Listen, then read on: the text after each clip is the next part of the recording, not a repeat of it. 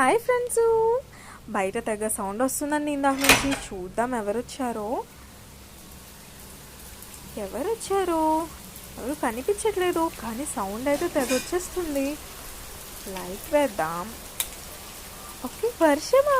Hi, వర్షం పడుతుంది. ఎన్ని డేస్ అయిందో పడి వర్షం.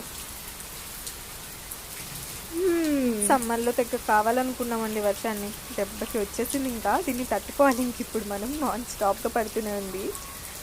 వర్షం పడుతుంటే ఇలా చూస్తూనే ఉండబుద్ధి అయితే, కానీ ఎందుకు తడవబుద్ధి అస్సలు అవ్వదు.